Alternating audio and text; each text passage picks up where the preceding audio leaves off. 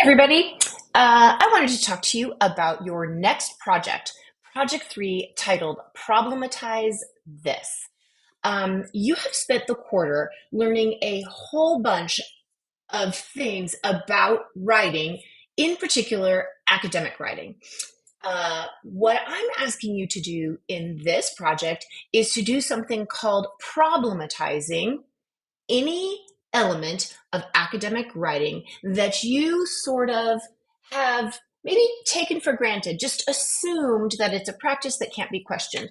Before I start talking about problematization, though, I just want to go over a few things that you may have been thinking about over the course of the quarter when it comes to writing for the Academy. So I'm going to pop down to task 3, which is jumping ahead a little bit, just so you could get an idea of what academic writing practices, beliefs, concepts, genres might be problematized. So I'm going to go down to task 3 and sort of give you a look at a list that prior English 101 students have come up with. It might give you some ideas, but it will probably help you understand what I'm talking about when I say, hey, we're going to problematize something about academic writing. You can choose any of these ideas to problematize or come up with your own. Okay, so here's some things one might problematize or challenge about academic writing. The practice of grading writing. As you know, most writing that you do for academia or for any type of schooling is graded. I want you to question and challenge that. You might ask yourself, why do we learn some things like yoga or cooking or singing in a way that's not graded, but but then in academia, why do we grade writing? You might problematize rubrics or one specific rubric. You might ask yourself, I've used rubrics. Well, my instructors have given me rubrics for almost every single writing assignment in the academy. Why do we do that? What do rubrics help? What do rubrics harm? And then maybe I'll drop down to one more. A lot of you have we've been practicing a lot with thesis statements, writing thesis statements. Oftentimes you've put that thesis statement in the same spot over and over again after an introduction. Well, you can certainly challenge that. You might ask yourself, why do we have thesis statements? Are they necessary? Who do they help? Who do they harm? Why do we put them in a particular place every time we write an academic essay? Okay, so you can look, as I mentioned before, you can look over any of these things you might choose to problematize for your project 3. But you can come up with your own as well. So I'm going to go back up to task 1, where I give you a definition of what it might mean to problematize. Okay, so keeping in mind this list down here of all these things that are elements of academic writing that you've been taught and pretty much have been taught without asking to question them, now you're questioning them by problematizing. Here is one definition of problematization. Problematization is a process of stripping away common or conventional understandings of a subject matter, in our case, common or conventional understandings of what it means to write for the Academy, in order to gain new insights. It's a method of defamiliarization of common sense. If you remember way back in the beginning of the quarter, reading that Writing Analytically chapter, you will have heard those authors refer to problematization as making the familiar strange. All right. Problematization is a critical thinking process and may be considered demythicization.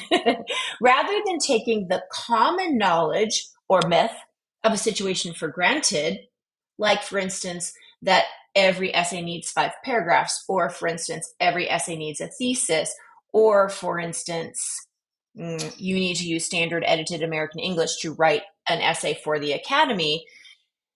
Problematization poses that knowledge or habit or practice as a problem, allowing new viewpoints, consciousness, reflection, hope, and action to emerge. So, for instance, you might ask, one way to problematize is by asking questions. Let's say you were asking, let's say you were problematizing a statement like every essay needs a thesis. You might ask questions like, who's making this statement? For whom is it intended? Why is this statement being made here, now? Whom does this statement, every essay needs a thesis statement at the end of an introduction, benefit? Who does it harm? Okay, so if you're feeling like you need a little more information about problematizing, you can look up this great supplemental material that I do not believe is in your textbook. However, it could be in the newest version of the e-textbook, but either way, I've given this to you here. So let's kind of go back. We are going to be practicing something called problematization um, of any kind of academic writing practice. Now, I'm going to give you an example of what that might look like by reminding you of one element of academic writing, which is that it tends to rely heavily on a particular genre. Um, you may remember learning about what genre is, but if you don't, let me give you a simple example. Klausman calls genres common communicative responses to common situations.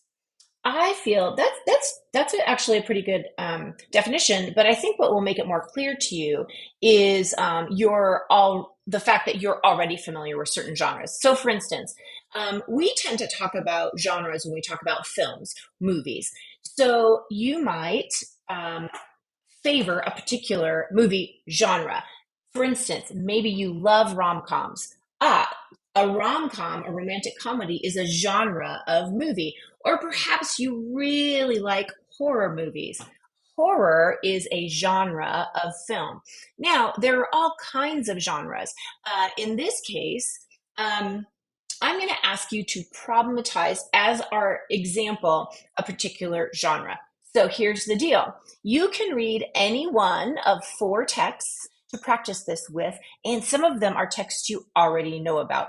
So I'm going to ask you to rewatch either Why English Class is Silencing Students of Color or Tongue Tactics, and then summarize the text that you read and talk about how it problematizes or challenges a particular genre or genre convention. Now, I will say right away one that I think you might remember even off the top of your head. Remember in Del Valle's Tongue Tactics, she dares someone to write a 15-page academic essay uh, and get it to move the crowd. Like, whoa. In this case, she's challenging or questioning or problematizing the effectiveness of a 15-page academic essay. So I kind of gave you the answer for that one. If you want to use that one still, that's fine. So eventually, what I'm going to be asking you to do in task 3 is to choose a genre or a practice or an idea or a belief or a rule of writing for the academy. And then you, after you've done task 2, then you are going to start practicing problematization as well. So just to give you a peek at what that will look like, let's go to the submission box. What you're going to do for your final part of the problematization project, which is problematize this, is first very simple. You're going to write down what concept, idea, belief, rule, tradition, or element of writing for the academy that you will be problematizing. Let's say I choose one. I think I will, I have one here. I'm going to problematize, challenge, question the use of rubrics for grading. So then I have to show you or whoever's reading this text that this is, of course, a practice using rubrics for grading. So how will I provide an example of that? Well, I put a link here. This link is going to send you to some rubrics. But to tell you the truth, we have rubrics all over our Canvas class. So I could just give you an example of 2 rubrics from this class if I wanted to let you know like exactly what it is I'm problematizing. Then I'm going to ask you to answer a question about the thing that you're problematizing, rubrics. And here I give you some examples. Why do instructors so often use rubrics? Who benefits from a rubric? Who does a rubric harm? Okay, so, and then I'm going to try to answer those questions. Finally, and this is the big part of the assignment, the one that might take you the longest, I'm going to ask you to create a text that does the problematizing. And I'm going to have to jump around for that one because I want to show you some examples. You might create a written essay, for example, or a poem, or a video, or a TED Talk, or an infographic, or a screencast, or a genre or medium I haven't considered. So let me pop back home and give you one of these one of these examples. All right.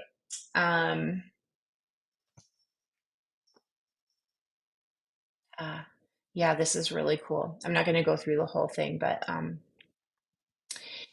this student answered all the questions, and then here's what she created. An English class poem. She created this poem, and she also created this collage, and she is questioning why English is why we have to write in English in a composition class, or to push the practice a little farther, why we don't incorporate other languages in our English when we write for the Academy. Okay, so I would like for you today to have finished the first 2 steps of the first 2 tasks in Project 1. The one that'll take you the most time is task 2. And by the way, I actually added, if you feel like you've read Why English Class is Silencing Students of Color or Tongue Tactics, and you feel like, I don't know if I can actually use those. I don't understand how those are practicing problematization. You could read either one of these texts as well, and they will show you that. So today, I'm asking you to read actually just one of these 4 texts. I will ask you to summarize one of these 4 texts, and then I'm going to ask you to explain how this text problematizes a particular genre and what that genre is. Okay, so you could read any of these 4 and then write a summary of the text, ask how it challenges a particular genre or genre convention, or defamiliarize a genre or genre convention, and what questions does this text encourage you to ask about a particular genre or genre convention.